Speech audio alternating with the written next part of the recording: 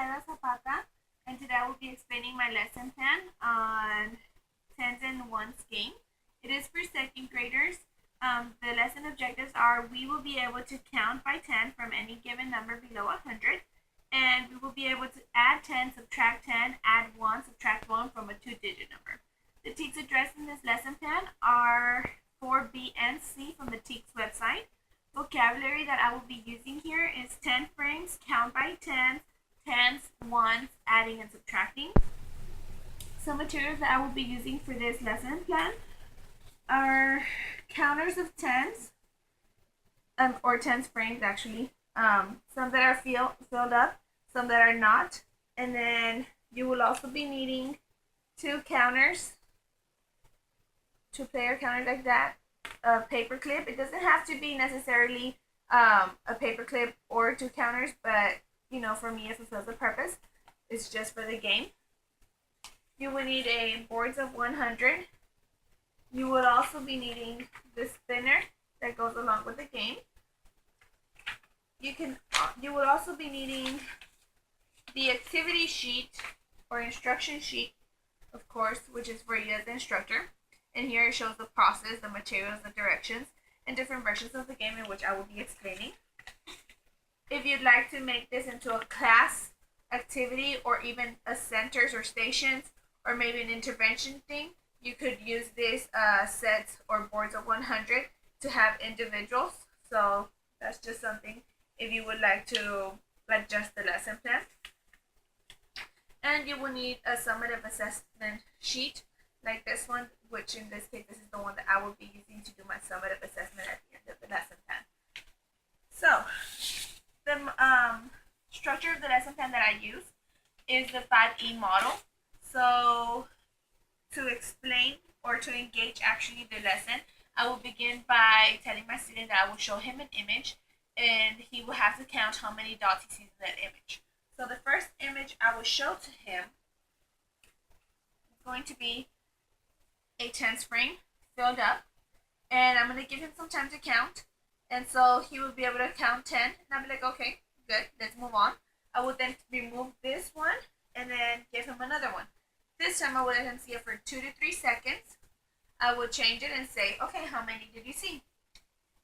If he grasps the concept that this is 10, then when he sees 2, he should know it's 20, or it should at least make the addition easier. Then I can move on and say, well, how many are here? Give him again 2 to 3 seconds. He'll probably say 5 without counting, or if he still does the counting, he'll still at some point come to realize that this is a tens frame and a half of it is 5. So it could ease his counting to where it facilitates the counting of these images here. So if he sees 5 groups of tens, he would know that those are 50 plus 3, then that would be 53. So that would be the goal of the engaging part, in which it eases his counting by tens and adding ones onto those.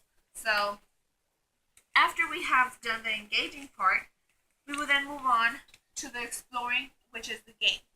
I will have the instruction sheet with me, of course, and I will first model to my student how is it that we play. I will explain the instructions to him. And so first, each player, it has a role in the game. The one that's spinning, of course, is the one who gets to add, but the second player, which is me in this case, will have to verify the answer and make sure that the addition or subtraction taking place is correct. So in this game, even if you were to use it for a classroom, both parties are participating and they both have to be interacting with the game. So it's not really if they want or not, it's just to make sure that each player is playing the game correct. So you start the game outside of the one, and the paperclip, this is where the paperclip goes. With the pencil or something to hold the paperclip in place, the first player would spin the paperclip. So I got plus 10. So we would start at 1. It'll be 1 plus 10 would be 11. Okay. Then the next player will go, and then it's plus 10. So again, player would start on 1 plus 10, they would go there. And so the point or the purpose of the game is to get to the end of the board. Whoever gets there first wins. Of course, they're doing this while adding and subtracting the 10s and the 1s. So as they're doing this, I will be observing, well, in this case, my student, I will be observing him and seeing if he's understanding the concept. At first, I will not keep score of who's going more or further along, just because I want him to get adjusted to the adding and subtracting. After he's gotten adjusted, I would then keep score and then say, okay, you know what, maybe we could play a different version of the game. Let's time it this time and let's see who completes the fastest or the more problems in less minutes or in less time.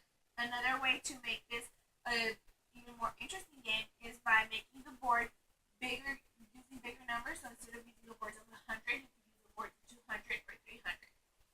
So that would be the exploring part of the lesson. And then for explaining, I will have a discussion with my student and ask him, well, why do you think there's more 10s on the spinner than 1s? And then I would also ask him, how do you think this game makes it easier or harder to add your numbers? And then I would try to focus the conversation or discussion on how is it that we could use the strategy to use mentally math, so that way we're not having to count one-on-one correspondence, but rather just be doing the strategies faster in our heads using the tens frames and counting by tens. So to elaborate on this, instead of, after playing the game several times, of course, instead of just spinning the spinner once, I will probably do the spinner twice. So it'll be plus 1. So let's say I'm in 11, it'll be plus 1, that'll be 2. And then go again. It'll be minus 10. Of course, that would get me off the board if I were to start here. But that would just let him experience the two-step process of adding. So it would be kind of like an equation where you're trying to start from one number and add another. And then from there, you just jump 10, and then add the ones that are necessary, or vice versa. If you're subtracting, you subtract 10, and then the ones that are necessary to subtract. So that would be the elaboration. To evaluate, I would do, for my formative assessment, I will be observing as he is playing the game, and I will be making sure that he's understanding that we are adding by tens, and that, just see how he's doing on the game, how easy it is for him, or how frustrating it is for him. So, for the summative assessment, I would use this sheet, in which I showed at the beginning of the video. On here, you can see that it shows the equations of how to add 10 to get to an ending number. So, for instance, here, it's a start at 69 and at 83. So, with the game, hopefully the student has acquired the strategy of adding 10 and adding 1, or subtracting 10 and subtracting 1. So, we would start at 69 plus 10 would take us to 79. Then from there, we would say, okay, well, plus 1, that takes us to 80. Plus 1 takes us to 81. Plus 1, it takes us to 82. And then 82 plus 1 takes us to 83, which is where we were trying to get. So then he'll be able to see that 10, 1, 1, 1, and 1. That's 10, 11, 12, 13, 14. So 69 plus 14 makes 83. So that's just another strategy that he could use so that addition will become easier. Now, if your student needs more hands-on, to me, my student, I feel this would be just great for him. But some students need more kinesthetic objects. So if you were to use this game, one thing that I would do would be, instead of having to just add 10 or subtract 10, I would probably have sets of maybe popsicle sticks or pencils that represent that stack of 10, and then have something that represents the ones. That way, whenever they're adding their numbers on the board, they could be using those stacks to represent and make addition or subtraction easier. So that is that. And I have nothing else. So I will be looking at your comments, and thank you for watching. Bye-bye.